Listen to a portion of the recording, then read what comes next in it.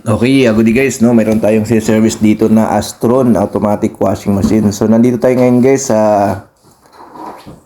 Lakeview, Santa Rosa, Laguna. So yun, ilagay natin sa spin guys. Tingnan natin kung anong error nito. So lagay natin siya sa spin mode. Tingnan natin kung anong error ang ilalabas nito. So yan guys, A3 error yung kanyang nilalabas, no? So ibig sabihin mayroon siyang A3 error, no? So ito po ay Astron brand, no? So, yan, testingin natin ulit sa wash, start. Ayan, A3, no?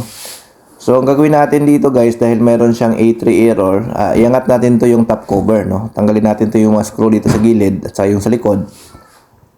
Then, iangat natin yung pinaka top cover niya, no? Pag ganitong mayroon siyang A3.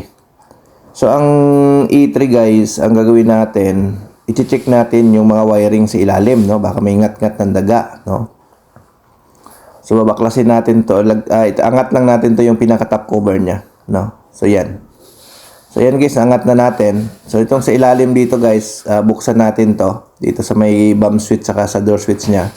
Tingnan natin kung may ngat-ngat siya ng daga. No?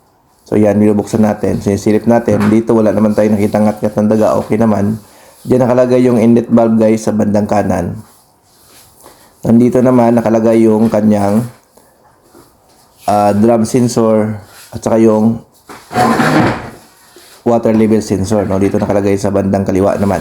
So tingnan natin baka may ngat-ngat ng daga. So buksan natin. May mga screw lang naman ito. Tingnan natin kung okay pa ba yung mga wiring dito, no? So yan guys, silip natin dito. So okay naman yung mga wiring connection niya. Wala naman siyang ngat-ngat, no? So, yun. So, ang sensor pala guys ng Astron, ang gamit nito is 2 pin, no? Yung ginagamit ng mga Panasonic, ginagamit ng Sharp. Yan. Ganito po yung gamit niya. 2 pin ang kanyang water level sensor. So, yun. So, binuksan natin to guys. Wala siya tayo nakita ngat-ngat ng daga, no? So, pag ganito na wala siyang ngat-ngat ng daga, ang i-check natin dyan yung kanyang door switch or drum sensor. Kasi ang door switch nito guys, connected sa drum sensor. So, ibig sabihin, isa lang, no? Isang, ano lang sila. Isang assembly lang. So, yun po ang i-check natin. Ito yung kulay puti, no? So, baklasin lang natin to. So, yan. Hitingnan natin dito. I-check natin sa continuity. So, ito yung sa sensor dito. Ito yung sa may drum sensor. Itong may nakalawit na kulay puti, guys. So, check lang natin.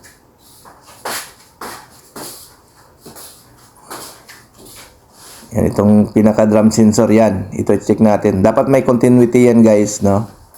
Kapag naka-close yung pinto, dapat meron siyang continuity. So, kapag wala siyang continuity, ibig sabihin, sira siya, no? Sa pag-check ng tester.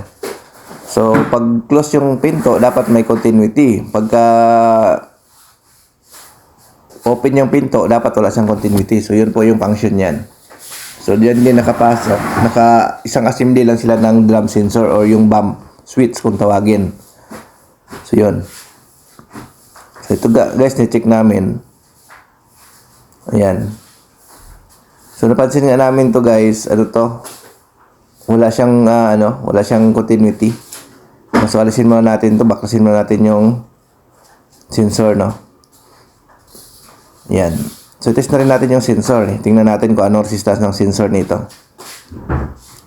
Tingnan natin.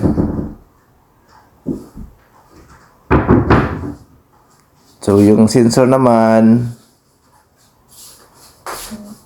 okay pa, no? Walang problema. Meron tayong nakuhang 15 ohms. So, good pa yung sensor niya.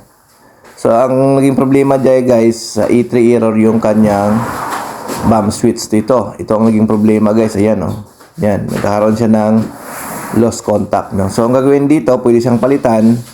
Kung may pamalit, pwede rin naman i-bypass kung walang pamalit, no? Para magamit yung washing machine.